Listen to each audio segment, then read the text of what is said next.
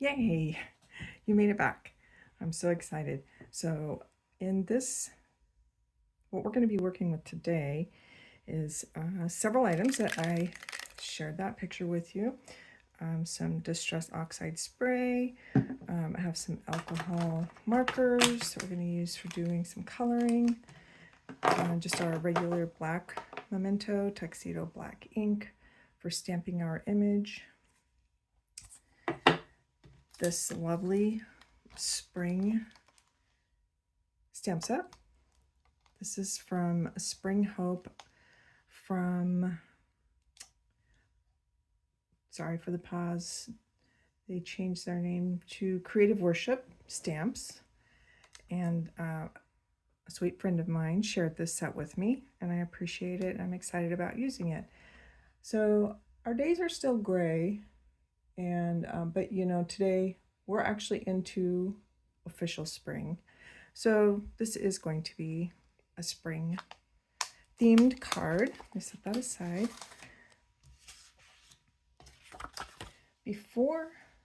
Not before, and then here's a decal die circle.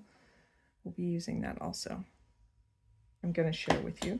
We're going to use some gray ink with a brayer, which this happens to be a firm brayer. It's not a foam brayer, so I'm just inking it up on my stamp pad, just rolling it like that. And what we're going to do with this is going to be really cool, is ink up our embossing folder. This is a really cool technique. So you have to know which side is going to imprint, emboss, or deboss. And we want the emboss to stay white. So if you just feel your embossing folder, one side is kind of smooth, and then they'll have the indenting of the image, and the other side has the raised. For this particular technique, we want the smooth side to be inked. Now when you're inking your embossing folder, you can just roll your brayer on it, and you'll see some lines from your ink, and you can just keep moving it because this ink's not going to dry on there. This is just a water-based ink. And so you can just like move it around on your embossing folder. And by doing that, if you by chance got a line from your brayer, you can smooth it out so that you won't see that line. This, oh, you can kind of see, this isn't a dark color. I didn't really want it to be dark because these are raindrops. So that's going to be our fun thing. So I'm not putting my cardstock on the inked side. I'm going to lay it on the other side. Although I do want to make sure you can kind of see the line where the ink is on this embossing folder. I do want to make sure when I close it that the ink will be on my piece of cardstock that I want to use. So I want to position it just right, and then I'm just going to gently close it and just hold it there for a minute. Most emboss, die cut, and emboss machines have all of the layers that you'll need to use for the different things that you're doing. If you're using embossing folders or dies, there's different, they call them sandwiches or layers. So you're going to want to make sure you have the right layer for embossing folders for this setup. And then I'll just crank it through my cut and emboss machine. I used this last time, so you're a little bit familiar with it. I'll take it out, set this out of my way, grab my embossing folder out, and you're going to be surprised. I love voilas and oh wow, and oh my goodness, look at raindrops. And the reason I went with this gray is because yes, it is spring and there are flowers blossoming, but we still have gray days and rain. I think that's a part of spring. So I went with that. All right, so this is a layer piece for the card we're going to make. I'm going to set that aside. Grab my trimmer out. We went through this step before, but I'm just, you know, I just invited you to join me, and these are the steps. If we were having a class together, we would just be doing these fun things. And so I hope that you gathered your items, and maybe as you're watching this, you are creating a spring card as well, using either the same materials or your own design, your own materials. So I'm cutting my card base is all I did there. I scored that. This particular cardstock is a thick, I believe it's a 110 weight. I like to use a thicker for the base card. There's that piece. And then our raindrops, I had cut this panel a little bit smaller. So once we start putting it together, there you can see it. Oh my gosh. Yep, I love it. And that's the beginning of our card base. Okay, I'm not gluing it down right now. Next, I'm going to move to flowers. Can be any color you choose. So I'm just inking this up, and I'm going to use this stamping tool to stamp that image. This is just a handy little tool a sweet friend made for me, and it helps to just evenly and glide to press that stamped image. Oh, and this is the perfect example of why I might use this tool. For whatever reason, it's a new stamp set to me, so maybe I haven't, you know, broke it in yet. But do you see how my image didn't fully stamp? Well, over here I can still see that it has ink, and I'm just going to, because I'm using this tool, I can just lay it right back down. It's going to be in the exact same spot, and just give it a press on this side with my tool. I mean, you could use your fingers, your hand, but this just really is nice to glide over that and give it some pressure. And there it is. So it's still not completely there, so I'm going to go ahead and ink this up some more.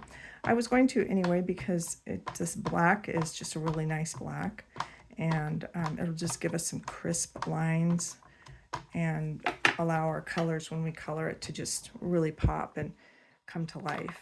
So I'm going to just go on this side, and here we go again, pressing, inking. Oh, perfect. Perfect. Isn't that lovely? So beautiful. And so there, we're done with that. Okay, perfect. There we go. All right. Now this set I don't know if it has a die set with it, but I don't have it. So I'm going to do that technique that some people are great at and some people really don't like. And it's called fussy cutting. So you just take some nice sharp scissors and cut your image out. There we go. Now I have another step. In this step, we're going to use a decal circle, just cutting it out with our cut and emboss. If you have one of these machines, you know they're pretty cool. They do a lot of things, pretty versatile. One thing that I found was this that I learned about. It's called Magic Mat, and you can find it at scrapbook.com. And if you have a cutting system such as this, that Magic Mat is so nice because these plates tend to warp. Well, that Magic Mat cuts it super smooth and nice, and you don't have warping plates.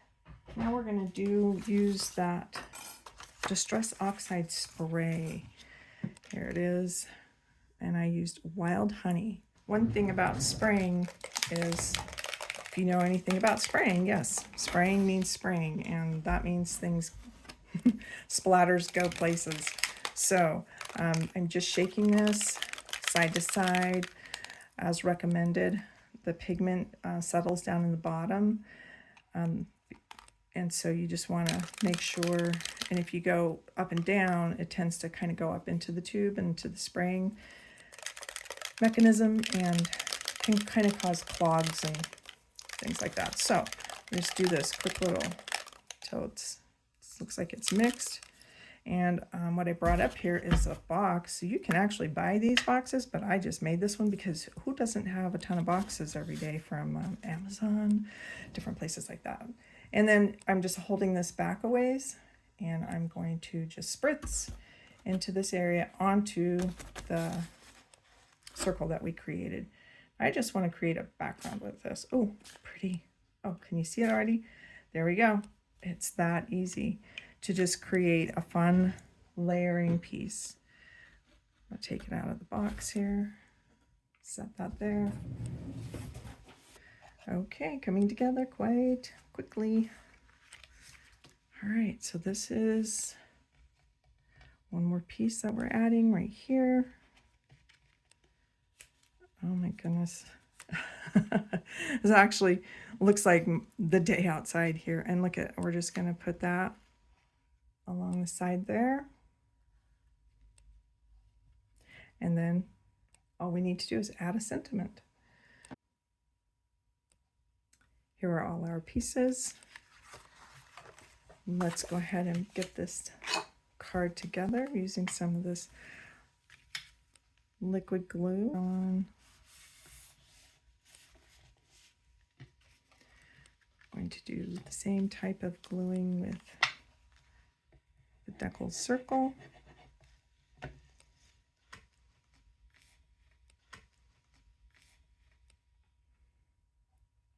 Just, I'm going to center that.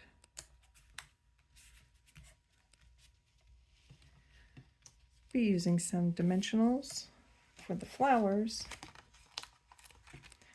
Dimensionals are a great way of adding dimension, of course, but it just adds a little something to your card. Just a little interest. And I just cut that one in half because I wanted a little one right there. And I'll just stick this other one over here and just pull the backs off of those.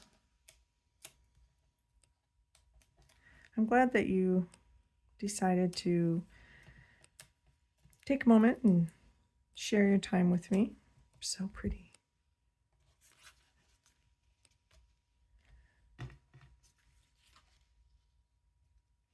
Also thinking I'm going to put dimensionals on the sentiment. It doesn't take a whole lot.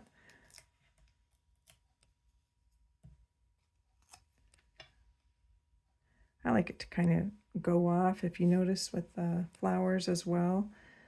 We didn't keep it right directly in our circle, just kind of offsetting a little. I'm going to put that one right there. And last but not least, let's add a little bit of shine. These are just some, let's see, embellishments that I thought, well, these will be perfect to throw on here for just yet another element.